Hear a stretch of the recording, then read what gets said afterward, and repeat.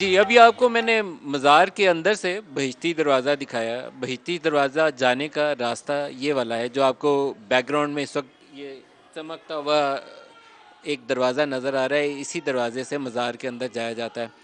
اس وقت میں یہاں ایک خاص مقصد کے لیے بیٹھا ہوں. ہمارے ساتھ جو مہمان شخصیت ہیں، بڑا نام بھی ہے اس علاقے کی سیاست میں، وہ چھائے بھی ہوئے ہیں اور مختلف حوالوں سے ان کا گزشتہ چند روز میں خبروں میں نام بھی آتا رہا. احمد رضا مانی کا اس شہر سے، اسی علاقے سے پہلے 2 دفعہ رکن قومی اسمبلی منتخب ہو چکے ہیں، 2002 میں بھی اور 2018 میں بھی. اس وقت وہ نون لیگ کے یہاں قومی اسمبلی کے امیدوار ہیں اور تگڑے امیدوار ہیں. تگڑا مقابلہ ہے، تگڑی پوزیشن ہے ان کی. ہمیں جوائن کر رہے ہیں اور ان سے سیاسی صورتحال پہ بھی سوال کریں گے، اور ایک خاص مقصد ہے جس کے لیے میں نے انہیں مزار کے قریب بٹھانا چاہا آج، کہ یہاں بیٹھے اور یہیں بات کریں، اس کے اوپر بھی بات کریں گے. مانیکا صاحب بہت شکریہ، آپ ہمیں جوائن کر رہے ہیں. جی تھینک یو جی. پہلے تو آپ اپنے انتخابات کے حوالے سے بتائیے. آپ اس علاقے کے مضبوط امیدوار کے طور پر لگتے ہیں. میں جس سڑکوں سے گزر کر آیا ہوں، ٹھیک ٹھاک آپ کی پریزنس ہے، پوسٹرز میں، بینرز میں، سپورٹ موجود ہے آپ کی. ندیم صاحب شکریہ، بہت آپ نے موقع دیا.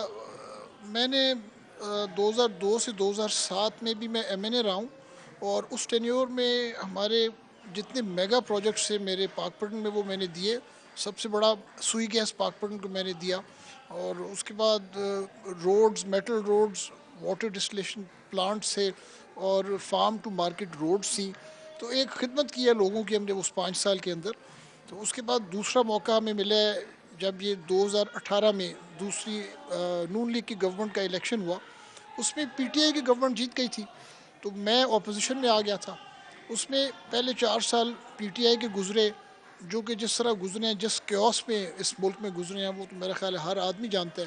ہمیں تو آخری جو جب نو کانفیڈنس ہو گیا عمران خان کے خلاف، تو آخری جو 16 مہینے کا ٹائم تھا، 1.25 سال 1.5 سال والا، وہ ہمیں ملا ہے یہاں پہ. اس میں بھی جتنی ہم خدمت کر سکے ہیں، ہمیں فنڈز دیے میاں شہباز شریف نے، اس پہ بھی ہم نے ایک خدمت کی ہے. اچھا، میں جس راستے سے آیا ہوں، یہ 2018 کے انتخابات میں جب میں یہ آیا تھا تو سنگل روڈ تھی. اب میں آیا ہوں تو کافی تیزی سے کام ہو رہا ہے. آئی تھنک کہ ڈبل روڈ کیا جا رہا ہے اس کو، یا ڈیول کیریج وے بنایا جا رہا ہے. کچھ اس کی وضاحت کریں. جی بالکل بالکل، یہ بھی ہماری ہی گورنمنٹ کے اندر یہ 3 سڑکیں بڑی ہیں جو بنائی گئی ہیں. میاں شہباز شریف نے دی تھی یہ سڑکیں. یہ پاک پٹن سے سائی وال کی ایک روڈ ہے، پاک پٹن سے ایک کمیر چوک کی ایک روڈ ہے وہ جاتی ہے، اور ایک پاک پٹن سے ہوتا چوک جاتی ہے.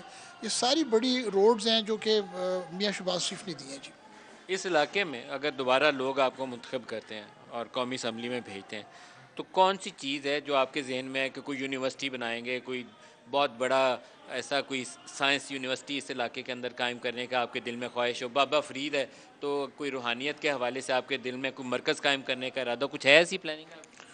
ندیم صاحب، یہ آپ نے پہلے نام لے دیا. میرا پہلا سوئی گیس دینے کا تھا، میں نے وہ وعدہ کیا تھا. اب اس دفعہ میں نے وعدہ کیا لوگوں سے، میں پاک پٹن میں یونیورسٹی لے کے آؤں گا. وہ یونیورسٹی کا تو ہمارا پروگرام ہے. بابا فرید کی مسجد کا توسیع بہت اچھی ہو گئی ہے، اور یہاں پہ جو تعلیمات ہیں حضور بابا فرید کے حوالے سے وہ یہاں پہ مل جاتی ہیں. ہر جمعے پہ جو خطبہ ہوتا ہے اس میں بھی حضور بابا فرید کی جو بھی ان کے ساتھ منسلک ہے جو روایات، ان پہ بھی بات ہوتی ہے. اچھا، ایک میری یہاں قطع کلامی ہو جائے گی، لیکن ایک درخواست ہے آپ سے. عام طور پر ہمارے لوگ جو ہے وہ ضعیف الاعتقادی، وہ آپ آئی تھنک انڈرسٹینڈ کریں گے، سجدہ صرف اللہ کی ذات کو ہو سکتا ہے. اگر دنیا میں کسی کو اور سجدے کی اجازت ہوتی تو اللہ تعالیٰ اس کا حکم دے دیتے.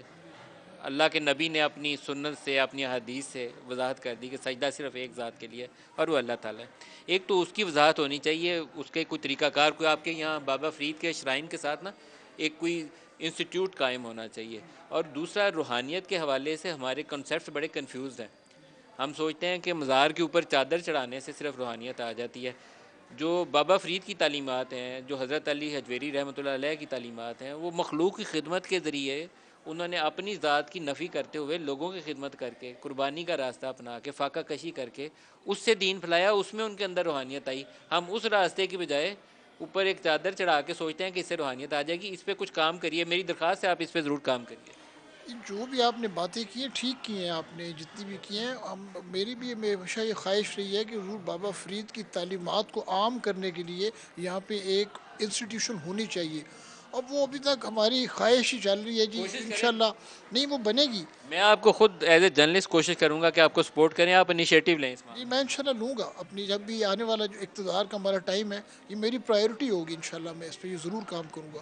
باقی یہ جو آپ نے بات کی نا، یہ جو مزار پہ سجدہ، وہ تو غلط ہے، بالکل غلط ہے. لیکن یہ وہ لوگ ہیں جو ہمیشہ سے جاویداں اور زندہ رہنے والے شخصیات ہیں. یہ جتنے بھی اولیاء اللہ ہیں، ان پہ جو اللہ تعالیٰ کی جو اتنی رحمتیں ہر وقت ہوتی رہتی ہیں، اور لوگوں کا یہاں پہ جو ہجوم رہتا ہے، لوگ ادھر اگر آتے ہیں تو یہ ایک اللہ کی طرف سے ہوتا ہے، اللہ ان کے دل پھیرتا ہے. تو ایسے بزرگوں کی ہستی کے وہ سجدہ نہیں کریں گے، حاضری دینے ضرور آتے ہیں. ان کے درجات کی بلندی کے لیے دعا کرنی چاہیے. دیکھیں نا، یہ بزرگ ہستیاں ہیں، حضرت علی حجویری رحمۃ اللہ علیہ، حضرت بہاؤالدین ذکریہ رحمۃ اللہ علیہ، حضرت شاہ رکن عالم رحمۃ اللہ علیہ، حضرت بابا فرید رحمۃ اللہ علیہ، ان کی خدمات ہیں. وہ تو کہیں کہ میرے جیسے تو بندہ کی حیثیت ہی کوئی نہیں ہے، لیکن انہوں نے دین کی جو راہ اپنائی، وہ راہ اپنائی جو اللہ کے آخری نبی صلی اللہ علیہ وآلہ وسلم نے اپنی احادیث سے، اپنی عملی زندگی سے، اسوہ رسول سے ثابت کیا. یہ اس کا نمونہ تھے نا، اس راہ پر چلے تو ہمیں تو اسی راہ کو اپنانا ہے نا.